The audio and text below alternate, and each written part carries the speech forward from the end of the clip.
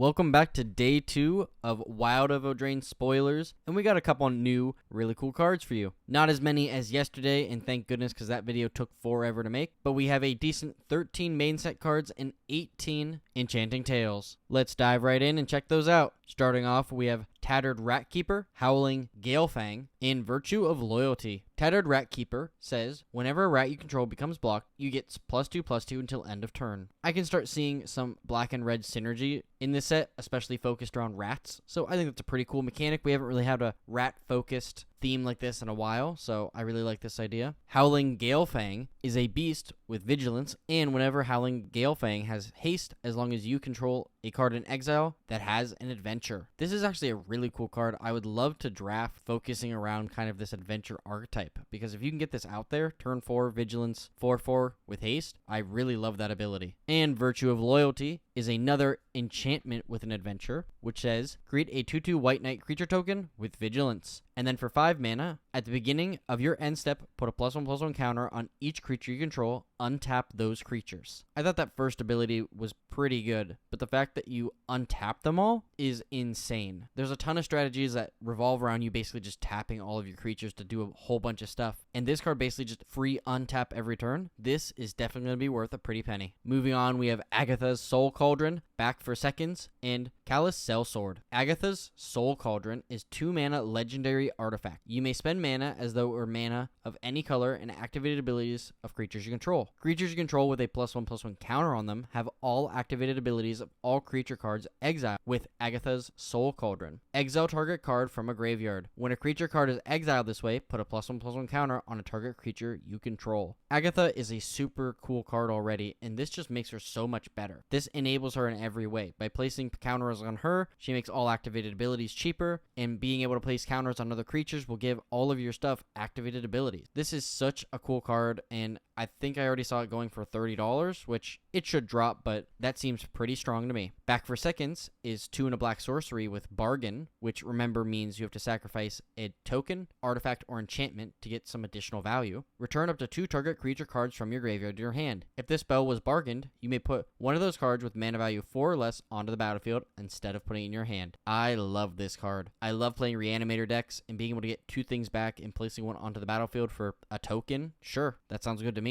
And Callous Sellsword is a human soldier with adventure Burn Together. Target creature you control deals damage equal to its power to any other target, then sacrifice it. And then for 1 and a black, Callous Sellsword enters battlefield with a +1/+1 counter on it for each creature that died under your control this turn. This is kind of a really unique card. I'm not sure exactly where this card goes or what kind of deck this goes in, but I really like it. Ice Out, Johan's Stoppage, and Lord Skitter's Butcher. Ice Out is 1 blue instant with Bargain. This spell costs 1 less to cast if it was bargained. Counter target spell. It's not the worst card, but it's not the best either. I don't really know if that 1 mana is really saving you anything, so not really the best. Johan's Stoppage is a sorcery with Bargain. This spell costs 2 less to cast if it was bargained. Return target non-land permanent to its owner's hand and draw a card. Now that's a better bargain. There's a lot of 1 mana return stuff to owner's hands, and it does something, but drawing a card is not one of them, so I'll pay 2 mana for that in bargain. Why not? And Lord Skitter's Butcher is a rat peasant with when Lord Skitter's Butcher enters the battlefield, choose 1. Create a 1/1 black rat creature token with this creature can't block. You may sacrifice another creature. If you do, scry 2 and then draw a card, or creatures you control gain menace until end of turn. Menace is pretty sick ability, and honestly, it's definitely the strongest out of all of those listed. So if I was to pick, it would definitely be the last ability pretty much every time. Scalding Viper, Spectre of Mortality, and Spellbook Vendor are our next cards, with Scalding Viper as an elemental snake with adventure Steam Clean. Return target non-land permanent to its owner's hand. And then for 1 in a red, whenever an opponent casts a spell with mana value 3 or less, Scalding Viper deals 1 damage to that player. This is only a 2/1, but I could see this being very playable in a lot of decks, especially decks that focus around those mana value 3 or less cards. I typically build my decks with a majority of the cards around 3 or under, because that way you can definitely play more spells and you're not holding an 8-drop in your hand the entire turn. So this would be pretty effective against me. Spectre of Mortality is a specter with flying, and when Spectre of Mortality enters battlefield, you may exile 1 or more creature cards from your graveyard. When you do, each other creature gets -X/-X until end of turn, where X is the number of cards exiled this way. When I first read this, I didn't see the each other creature part, and this is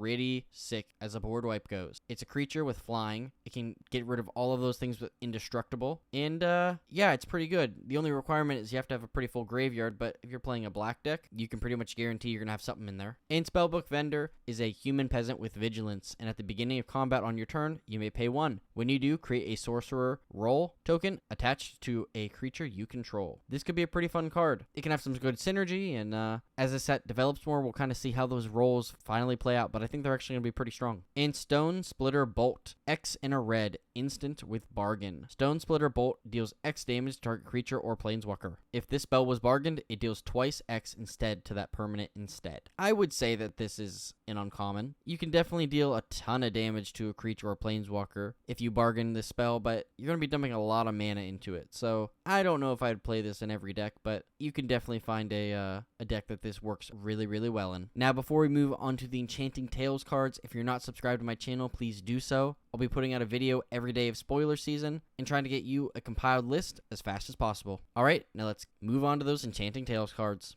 We got 18 of today, so we got more of these than actual cards in the main set, which I think is pretty funny. But starting off, we have Dawn of Hope. Whenever you gain life, you may pay 2. If you do, draw a card. 3 and a white, create a 1/1 white soldier creature token with lifelink. Next is Fraying Sanity, which enchant player. At the beginning of each end step, enchanted player puts the top X cards of their library into the graveyard, where X is the number of cards put in the graveyard from anywhere this turn. Next up, we have Ground Seal, with when Ground Seal enters battlefield, draw a card. Cards in graveyards can't be the target of spells or ability. This is pretty sick if you're playing against a graveyard deck. Just basically lock them out entirely. And another green card we have is Hardening Scales. If 1 or more +1/+1 counters will be put on a creature you control, that many +1 counters are put on it instead. Hardening Scales is an incredibly powerful card, especially for just 1 green mana.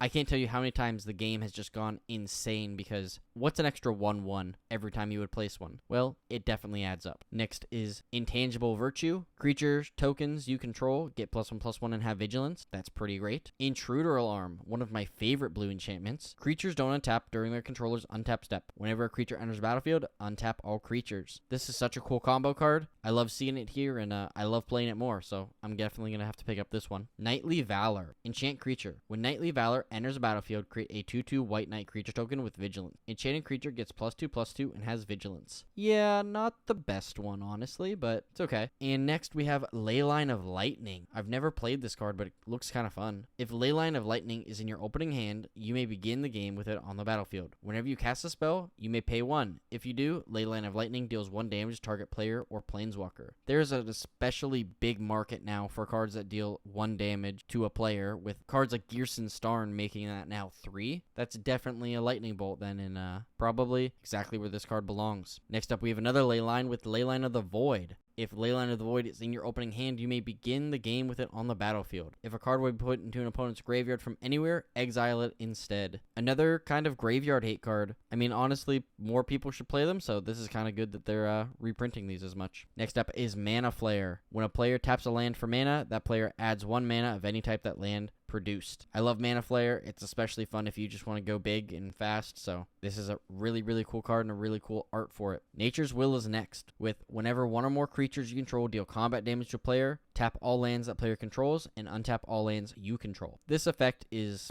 pretty powerful. Being able to tap all of your lands and cast stuff and then do it all over again in your second main is pretty powerful and can put you pretty far ahead, especially if you're ramping really hard. And our last 2 cards is Oversold Cemetery and Phyrexian Unlife. Oversold Cemetery is at the beginning of your upkeep. If you have 4 or more creature cards in your graveyard, you may return target creature card from your graveyard to your hand. And Phyrexian Unlife, you don't lose the game for having 0 or less life. As long as you have 0 or less life, all damage is dealt to you as though its source had infect. Both of these are really, really cool cards, very cheap, but have some very powerful effects. So I'm super excited to see these and hope I get some, because this art for both of these is just incredible. I'm so excited to start opening some packs and getting this. But that's it for day 2. Thank you so much for watching. If you want to support me, please consider subscribing to my channel. I work super hard to put out these videos, and I hope you enjoy them. You know, if you're a huge fan of this set, or maybe you're just checking it out for the first time, thank you so much for watching. You know, if there's anything you're interested in or hoping to get, leave it in the comments down below. I'd really appreciate any comment, whether it's a, hey, that's a cool card, or how you doing today? I'll definitely make sure to say hi back to you. And lastly, today's Scryfall card of the day is Mind Burst, as haunting as a zombie's curse. Thank you so much for watching, and as always, I'll see you later, Planeswalkers.